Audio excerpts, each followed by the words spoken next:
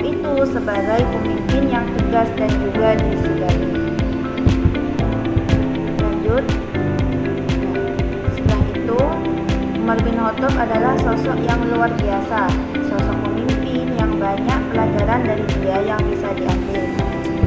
Sekarang saya akan menjelaskan. Untuk yang pertama, saya akan menjelaskan tentang biodata seorang Umar bin Khattab.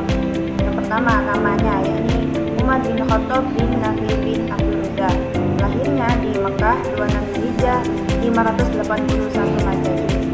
Umar bin Khattab ini juga khalifah kedua dari Khalifah Ar-Rasyidin. Umar bin Khattab ini juga keturunan dari Bani Adi. Maksudnya Bani Adi itu ialah salah satu rumpun Quraisy.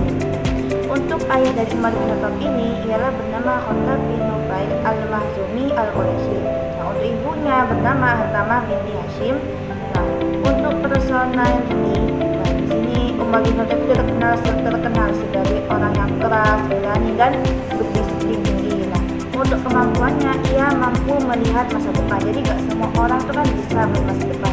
Nah, untuk Umar bin Khattab ini diberi kelebihan sama Allah bisa melihat masa depan. Nah, julukannya Umar bin Khattab ini diberi julukan singa padang pasir. Soalnya tidak ada yang berani kepada Umar bin Khattab, siapapun itu, meskipun jin dan setan pun itu takut pada Umar bin Khattab. Nah, sampai-sampai dia tuh diberi julukan di singa padang pasir.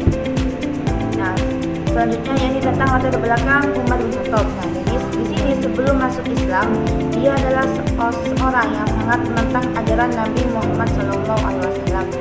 Jadi awal mulanya ini Umar bin Khattab ini bukan emang ajaran itu bukan emang menganut agama Islam.